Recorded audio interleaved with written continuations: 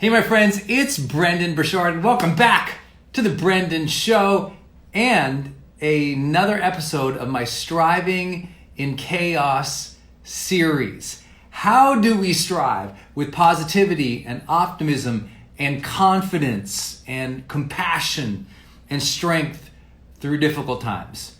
Obviously, it has not been an easy series of weeks as we see people infected, passing away, losing jobs, trapped, fearful, and in a place where sometimes those emotional ups and downs are just wrecking your day, even if you are safe, even if you are home, even if you have a job, even if you're one of, quote unquote, the lucky ones. How do you deal with the daily reality of having to show up, move forward, still strive for your dreams, still take care of your family, still be a compassionate, caring, generous person when it's so easy to be fearful, hold away, blocked off from the world, right? How do we deal with that? That's what this series has all been about. For those who are new, I've been doing this series called Striving in Chaos. All of the audios of how to deal with difficult emotions, to how to maintain your relationships, positive relationships and positive attitude. Those are all up on the Brendon Show podcast. Today, my topic is dedication. Dedication. Listen, we are seeing this beautiful, in this like terrible time, we're seeing this beautiful demonstration of dedication by first line responders, by our healthcare workers, by medical personnel, by people who are out there still carrying on the weight of their shoulders, having to continue the world moving, making sure the trains metaphorically are running, making sure that people are being taken care of, making sure that the economy is still going, making sure that they're still providing value and service to those they love, serve, and lead. And right now we are seeing an incredible demonstration of that dedication. Incredible. Like, I hope you all give like high fives and rounds of applause and shout outs of appreciation every day, especially to those in healthcare right now who are carrying the brunt of this burden, who are dealing with it at levels that most of us will not, and who are ensuring that people, as many as we have, all the millions who are infected or will be, can be taken care of. It is an extraordinary dedication. And you gotta go, where does that come from?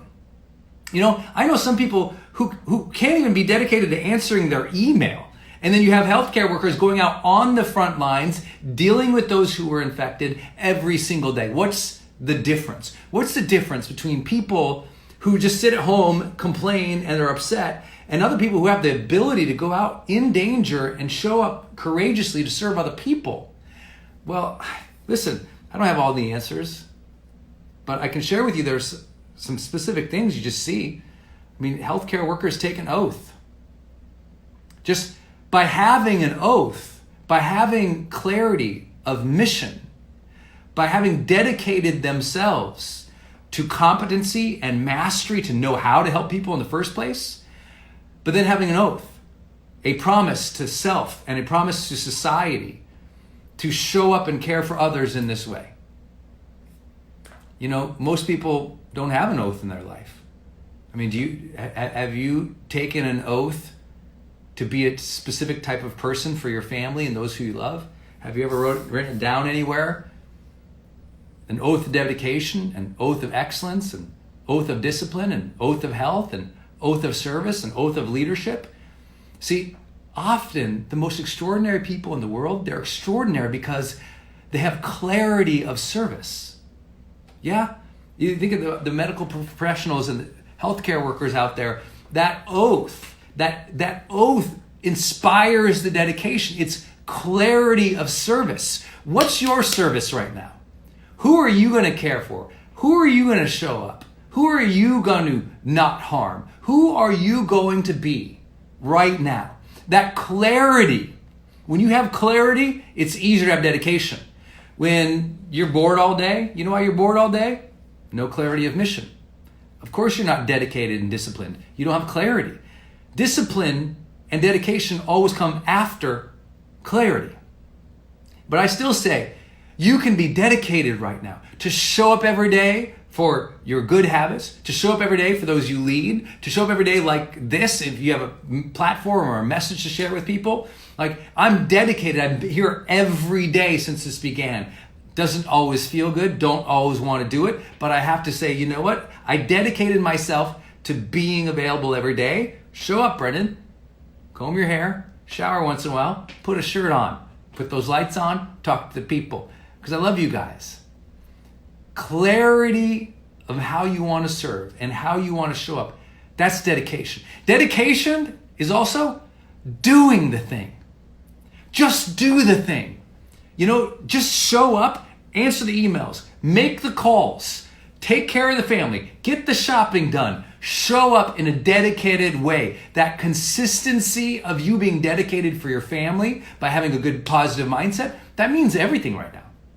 That consistency of you doing the work, even though it'd be easier to bow out like a lot of people do, just spending all day watching television and updating themselves on the news and scrolling through social media and just taking a week or two or months long breather under the guise of the crisis, when reality is we can all practice great wellness routines, daily recovery, and still do something each day to move towards our dreams or demonstrate dedication. How are you demonstrating dedication right now? That's what I really want you to think about. How are you demonstrating dedication?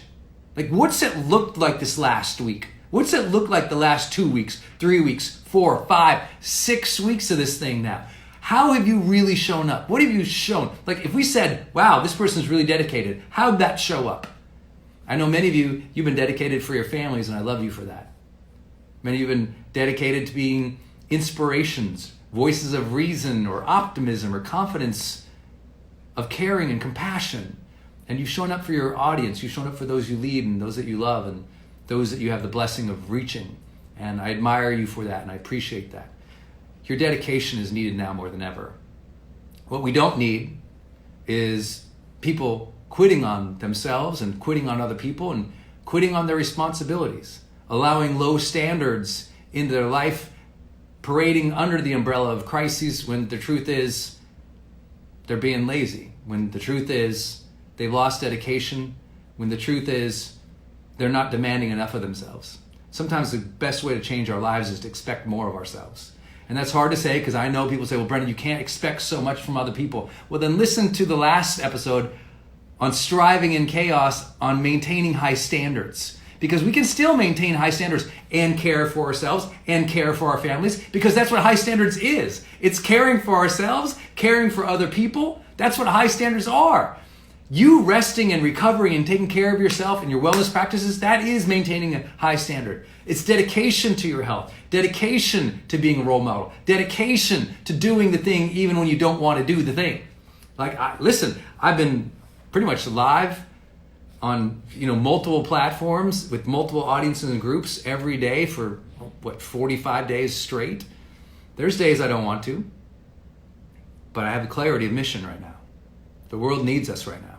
The world needs your guidance, your advice, your thoughts, your input, your optimism, especially if you've been training yourself and doing the hard work and getting ready. What are you dedicated towards right now? What are you showing? What's your dedication look like? I think that's what's most importantly. I know people out there, they're truly not just striving in the chaos. They're striving just like they have for years, but they're thriving at it because they're dedicated in their heart to something. See, these healthcare workers, these medical professionals, these frontline service professionals who are literally out there every day courageously, they took an oath. What's your oath? What's your oath? Are you showing up every day for it, even when it's hard? I'll say one other thing that I've witnessed from healthcare workers and a lot of friends out there in that space. It's not just an oath to care for others. It's an oath to deliver with excellence. It's an oath to continued mastery. It's an oath to say, I will always continue my education, because there's always something new to learn in healthcare, right? There's always something to learn if you're a fireman or you're a police officer. There's always something more to learn. You don't stop learning. So for those of you who stop learning in this crisis, please take some inspiration for the dedication of our frontline professionals out there who are keeping the world going. This is a great time to visit what you're really dedicated to in your life right now. A great time to really think deeply about what deserves your dedication. A great time to think about how you show up on a daily basis. A great time to challenge yourself to strive, even in chaos. I love you all, and I really appreciate you guys.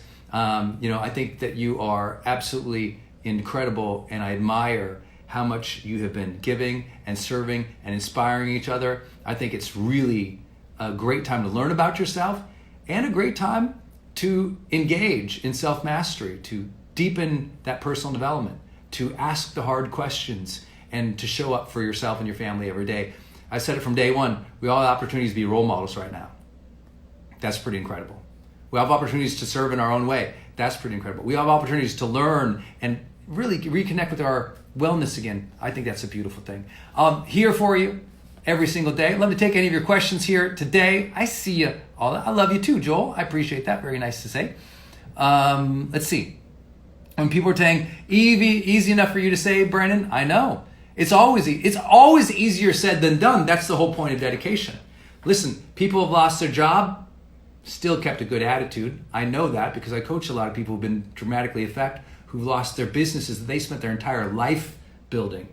Not a job they had for a while, a business they'd spent their entire life building. I have friends who've been in the hospital. I, just like many of you, have people in our circle of influence who passed away. And so what do they want of us? They want to see us carry on. They want us to see kind. They want us to appreciate life. We can all say, well, it's easier said than done. People can just keep good attitudes. No, there are people who've had tragedy in their lives who still kept good attitudes because they chose to do the hard work to do that. Let's see. Laia is asking, how can you be productive at home? You get your morning routine locked in. You fill out your high performance planner every single day. You schedule time in which you consume information. I only consume information twice a day for 15-minute blocks of time, where I'll take on that 15 minutes to check in social media or check in the news. Only twice a day for 15 minutes. Scheduling that is important. Scheduling the major activities which you need to do each day in blocks of time that you also communicate with your family. Like Denise knows I have to do a live right now. She knows. So she knew this morning. We're like getting on the same plan and letting everyone in the household know what that plan is and trying to do that together. That means a lot. Let's see. Can you do more videos about self-doubt? Sure. Go to my YouTube channel and check out my videos on self-doubt, and also read my book, The Motivation Manifesto, an entire chapter on doubt that could really, really change your life. Let's see.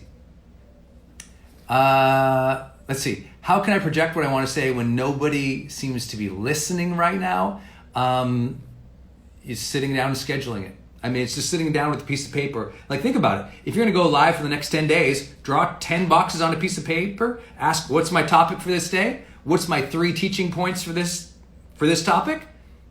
Be dedicated, show up, and go. Thank you. Hi, Jenna. Oh, my God. Jenna. I'm going to try to win because you can always talk about this topic with people if you want to. I just see a bunch of people going by, and I saw Jenna Kutcher, who I love and adore, and hope you guys all follow. Hi, I see you guys from Turkey. Hello. I see you. Thanks for tuning in. Argentina's in the house. That's awesome. Are you really doing this to me right now? Oh my gosh, Jenna, what's up? Hi, buddy. Hey, good seeing you. This is motherhood / COVID / creation. I get it. My office right now is a disaster, and I have not yet showered today. No one's business. That's good. No one's business. This is good. This is like, I bet if there's any women on this live, they can relate fully. Yes. Anyone can relate. There's lots of people just like trying to keep their lives together right now. I know. Trying to do things each day to move forward. I was talking about dedication today. What do you have to drop some knowledge bombs on us? How do you stay dedicated even when there's so much chaos and turbulence right now? Yeah, so for me, I've kind of changed the way that I'm working right now. I don't know, Brendon, if you would relate. So sometimes when people talk about morning routines, as a mom, I kind of smile because I'm like, my morning routine is like, get up, get the kid up, everyone eats, and then we get to work. But for me, I've kind of started blocking my time differently so that I have free time towards the end of the week to create what I feel like the world needs. And so I've been trying to like take care of priorities at the front end of the week and then feel out what time I have left. So right now I'm like creating Monday through Wednesday and then pausing and saying, okay, Thursday and Friday, does the world need me to go live? Do I need to create a resource? Do I need to record a program? Do I need to jump on something with someone else? So I think I've just had to change the way that I'm creating in this season so that I can be the mom, the wife, but also the leader. And it's hard to decipher what we can do right now. You know, it's hard. Yeah. Well, you're doing an awesome job. You are. So are you. You know, it's hard, but it's like show up in service. That's the short answer of all time. It's like you're showing up in service. You've already created so many amazing tools for people. You're still doing, I tell people, it's like all you have to do in hard times of difficulty is be flexible and double down on the goodness that you do. Yeah. Like, I know a lot of people right now, they feel like they have to create all these new things for people. I'm like, actually, you probably have something. You could just roll out again and make it available to more people. You know, and I think too, I think it's so important because I feel like a lot of creators right now, it's like we're straddling this line of protecting what we've already built and like solidifying that foundation we've laid while also like timely serving. And I feel like it's really easy to get pulled in one direction or the other. And it's really hard to find that balance. And so for me, it's like, where is my time best spent right now? And part of that time is protecting what we've already worked on building. Smart. And then the other part of that time is like, how do we serve in the future? And I think I got exhausted the first week that everything kind of hit the fan because like we're empathetic leaders. Like we care, we know, we're not so removed from like not knowing if you're going to pay your mortgage that month. And so it's really hard as an empath to navigate seasons of crisis because you're wanting to save everyone, but you also have to protect what you've built. And it's like this weird juxtaposition, you know? Can you relate?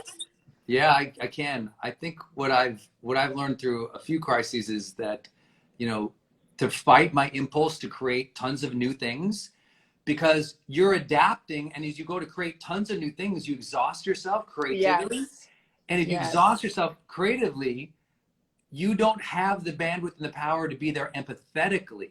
And so what I've learned is the difference between meeting a need in the marketplace by creating new things or just create a new offer. So like what I did, I'm like, I had my wellness masterclass out there, and I filmed that like 2-3 years ago. And we didn't even have it in rotation or anything. I said, okay, instead of me creating new things, let me go in my garage over here and see what assets I do have, and let me put them out in the world as a new thing that meets the need right now.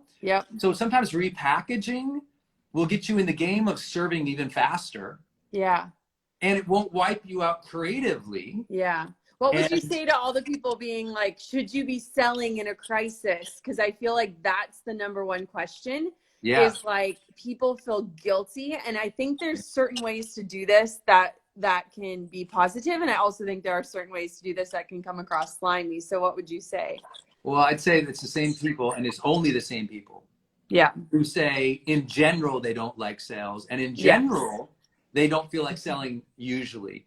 Because selling is serving. You can't serve unless you sold what you have. And on top of that, it's like entering a recession. It's responsible to sell for your family. It doesn't matter how wealthy you already are, because you don't know what's coming. Not to withdraw all your offers and all your sales activities. That's incredibly irresponsible. So what's responsible right now is be of value to people. And build your reserves, build your cash, build your sales, build that ability to maintain this for the long haul when we don't know how long it's going to last. So exactly. I think it's if people can reframe it not as, you know, sales and marketing, but reframe it as terms of service and responsibility to your family. Then you're back in the game. Yeah. And I think too, there's a way like to have things be invitations versus hard pitches. Yeah. And I think the most beautiful way to navigate this season, or at least what we're trying to do, is to create the free resource that can lead into an invitation for the people that are ready.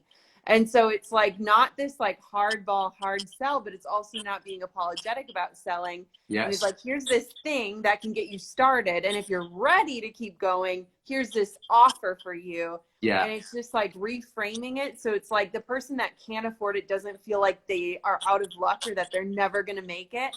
But the Right. person that's like, give me the next thing, give me the next thing, they're ready to go. And so I think it's been so interesting watching this shift as people have navigated the waves, because it's like, give everything away for free. And then it's like, no, sell everything. And then it's like, we're finally finding our footing in this season of uncertainty. And I think it just took people a little bit longer than they expected to feel comfortable living in this unknown, Yes. Yes. I think you nailed it though. It's like give away free stuff. Yeah. And then offer something. And the main Yeah. thing about offering isn't necessarily, my belief is was it couched in terms of you gave tons of free stuff or things like that? It's just your job is to make things relevant. Yep. Exactly. The main thing is don't offer things that aren't relevant right now. That's more than anything. Everyone's so obsessed about price points. You can sell $1,000 things, $10,000 things, 1,000, 100, just like usual. Not everyone's going to buy it. Yep. So your job is to show how is this relevant and helpful to right now. Yeah. And that's why I create it. And then tell people straight up, hey, if you want to access my free stuff, there's my podcast, there's my YouTube show, there's my lives on Instagram, there's 4 posts every day across social media for 15 years. You got a whole library of my stuff. Yep. But what I need to do for my family and for my business is I need to focus on dedicated students and clients right now. Yeah. I need to make sure I'm serving my real clients. If you want to be a client of mine, great. This is a good offer for you. Here's why. Yep. If not, please check out any of my other free stuff. Right. And show the value of becoming a client versus just a browser or a consumer. That has to be part of our messaging now. Well, I think one of the most interesting takeaways I've had about this whole thing is that, especially being a mom and having a child at home, and like at first people are like, oh my God, I have all this extra time. No, our time has never been more stretched. Exactly. And so it's been really eye-opening to me, because I'm like, our offers actually need to be saving people time. And so when you look at like the long run, there are so many messages that are landing right now in crisis. You need to have an email list. You need to have an online offer. You need to have a way to digitally serve people. And now people are like playing catch up, where their time is even more limited. And they're like, give me the exact steps, because I cannot YouTube the wrong YouTube video for 20 minutes and not get anywhere. And so it's been interesting, because I feel like at the beginning, everyone's talking about like, what Netflix marathons are you going to watch? And I'm like, it takes me 3 days to watch 1 hour of television. I have no time. And so it's been amazing to recognize that our offers can save people time, where yes, it's going to take you time on the front end, but in the long run, it's going to save you time. And I think that even just that switch in messaging, instead of assuming people have extra time right now, because they probably don't, it's instead pointing and illustrating how valuable our time is. Yeah. I just rolled out Total Product Blueprint again to my audience. And it was just like, this is implementation. I'd only do these 5 things. I wouldn't mess around with anything else. And this is only a course that teaches you these 5 things. I think narrowing people's focus to say, this is what's important right now. Here's step 1 through 10. Don't worry about anything else is really comforting for people. Because I agree, in our communities, we don't have a ton of people sitting around with the time to watch 7 seasons of Netflix, because we tend to speak to strivers, achievers, high performers, givers, servants, leaders. And when they have that, and now the kids are at home, and now they're fighting to keep the business, they don't want to lay people off. They're trying to figure out how to apply for all these loans or all these, recovery packages. It's like, where is the time? Every night I'm finishing the night, and I go to Denise, I go, it's 11 o'clock? How did that even happen? Yeah. Yeah, it's been interesting. And I just think too, it's like, I think our biggest job right now, especially as marketers, is to lead by example on how you can sell through seasons and how you can build things that can navigate these crises, but also to like be that example that people are looking up to. And I think for so many of us, when things hit the fan, it's like, wow, we are so fortunate to have virtual teams and to have virtual products, yet we're still being impacted because our customers are being impacted, which is that extra challenge. Yes. Because while our businesses are foolproof in terms of being online and being able to serve even in the midst of this, our customers are hurting right now and our clients are hurting. And so it's this beautiful dance of like serving and figuring out the right offer and the messaging. And it's like putting this all together in a way that really shows like who's leading through these troubled times. And so it's been really just eye-opening. I've never gone through anything like this. I've been in business for 9 years, and this is the first time I'm seeing something like this. So it's been kind of crazy. Yeah. It's a lot to take in. It is, every single day. I've just telling my audience, just out of everything, adopt a role model mindset. Yeah. Because people are watching you right now, and you will be proud of your actions or not. Not in every single moment of the day, but over a period. This is a span of months already. Yeah. It's going to go on more months, and you're going to look back and be really proud of those months. Yeah. Or you're going to be like, ugh, it's okay if you fall apart in one, weekend, you don't do anything. Yeah. But over a span of months, if you do that, that's not coping. Yeah. That's avoiding, that's hiding, and it's not, responsible when we have teams, when we have customers, when we are leaders. There's demands on ourselves to still hold a high standard and still show up, and people expect that and they need that.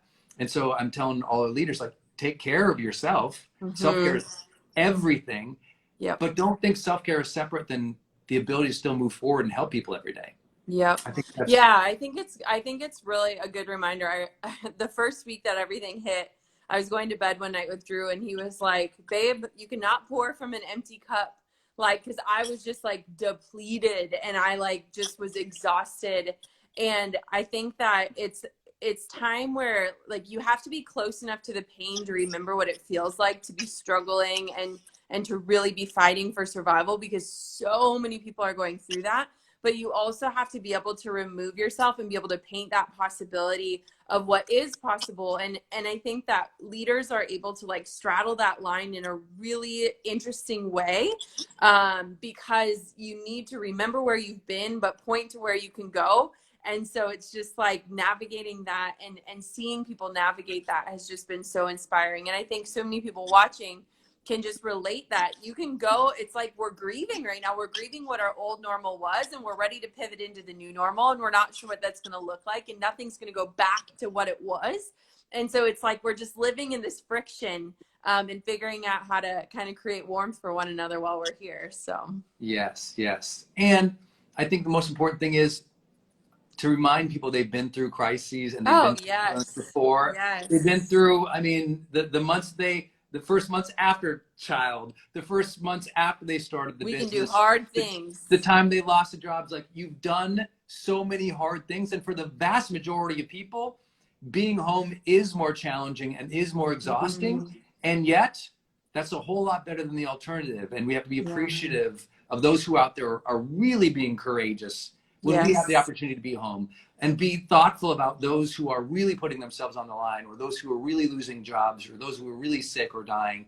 Yeah. Like, it's so easy to get trapped in our own, like, oh, I didn't get to do my thing today that I usually do. Yeah. And instead, like the number one thing in all crisis is keeping perspective. Yep. Because if you can't do that, you'll be unmoored emotionally. You'll be unmoored mentally, and your mind will go all over the place if you don't keep a higher ground, a higher faith, or a higher purpose, or a higher mission, a higher dedication, just like our healthcare workers, a higher oath. And by keeping that higher oath, that higher dedication, that higher viewpoint, because this will pass and life will go back to way more normal. Maybe not exactly normal, but life is going to go back. And so it's like, okay, great. Then choose how you get to have this unsure footing, how you get to show up and how you get to feel. And I think that's that message of keep perspective and have the conscious ability to choose, that fits within everybody's reality right now. How much time they have or not have, how much time they have. Well, I think too, I agree so much. I've been like waking up and just like saying, like grounding myself in the things I know to be true.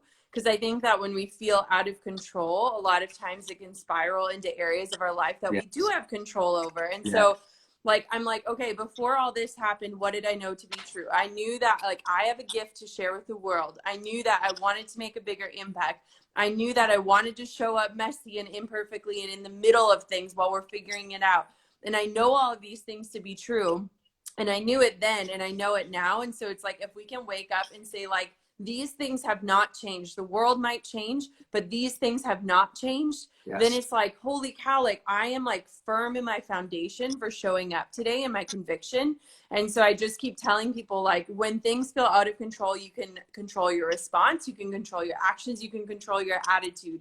And so those are the things that it's like, we got to just like keep anchoring in. Like, I texted Ed Milet today because we were talking about just wanting to be present and like in moments. And I told him that lately, like, when I enter a room, I just like stop for a second and like plant my feet on the ground and I like just pause, because I'm like, I can go from like CEO to mom in like 10 seconds. But when I do that, my brain is still in one spot and my body's in another. Yeah. And so I'm like, we just got to keep, especially when there's like chaos around us with kids and family and working and co-working. It's like, plant your feet. Where are you? Be all there for that moment. If you got to pivot, if you got to change, you are capable of doing that. But I think it's like, we just got to keep grounding ourselves. I love that. Presence right now. Presence right now. That's the hardest thing, is to stay present with your breath. Yeah. In Motivation Manifesto, I chose to end that whole book with this concept called slow time. Yeah. Learn to slow down beats of time to 2 extra beats. So it's like, when you look at your spouse or your lover, just hold the gaze for 2 extra seconds. Mm-hmm. You know, it makes, suddenly it's romantic versus just like glaring at somebody. You know, it's like that 2 extra minutes to 2 extra beats to breathe in, to ground yourself when you walk into a room. Yeah. 2 extra seconds before you open the laptop to go, what's my intention right now? It's like, it doesn't actually take that much to feel more grounded and centered. The difference is people think they're gonna get grounded and centered. And it's like, no, you do centered by 20 acts throughout the day. Yeah. Yeah. 20 little things of, what's my intention right now before I open my inbox? Or, you know, feeling the room when you walk in, or noticing your breath when you go take a walk with your, you know, your spouse or your kids, or taking that just few, I mean, literally it's 2-second beats that you keep throughout the day. Yeah. That makes me change everything. I know. Yeah. I was going to send you, I have to text you a picture, but we have your book, Motivation Manifesto, on my nightstand. And Conley the other day was sitting on the book, holding it open. And I was like, yes, child, good pick. I love this. Start them early. She's learning young. Yes. Hey, I just want to thank you, Jenna, because so many people right now, you know, they turn within, and obviously they care for their families and they care for things, but they also turn away from service. Yeah. When times of scarcity happen or chaos, a lot of people walked a good talk, but then when it came time to really show up and serve, they disappeared. And you've been there, and you've been active, and you've been up front, and you've been loving and compassionate and empathetic and graceful. And I just appreciate that. Like, knowing that you're in the world, it means a lot. Thanks, buddy. You're the best. I love your text threads. Well, you keep serving these amazing people on here. I love seeing everyone popping in. Isn't Brendon the best? I just actually, real quick before we go, on my podcast today, an amazing woman named Danielle Leslie said that you were the first person she ever encountered that got her to create an online course. And she talks about you in my podcast episode as the first exposure to online business. And now she has one course, one funnel, and she's done over $8 million in revenue from one course and one funnel. She's incredible. So it just made me smile because someone had sent her a video you created years ago. Yeah. So look at how what you've done years ago is still changing the world today. That's amazing. That is amazing. I gotta go listen to that. Cool. You know what I realized today? We found this video, 2009. In 2009, I said, this is I said, this is the virtual influence and leadership economy. In 2009, my first online course came out in 2006.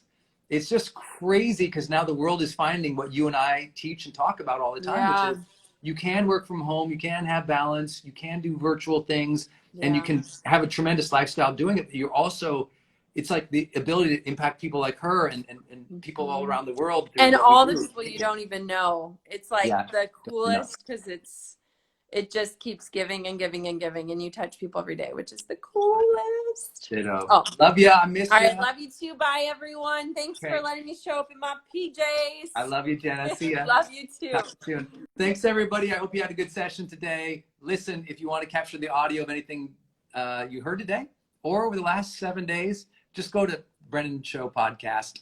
The Striving in Chaos episodes are right there. And this episode here, too, will be in audio tomorrow on the Brendon Show Podcast, so you can hear Jenna's brilliance and wisdom. Thanks, Jenna. I love you for coming on. I'm really thankful to all the leaders in our industry, whether that's thought leadership, authors, speakers, coaches, seminar leaders, trainers, online marketers, social media mavens, but mostly everybody out there who's putting out a positive message right now. We need you. Stay dedicated to that. Keep showing up for others. Yes, do your self-care, but really tap into your service and your heart right now, because you're being called, you are needed, you are not alone, and this is our time. All right, talk to you guys tomorrow. Thanks, everybody.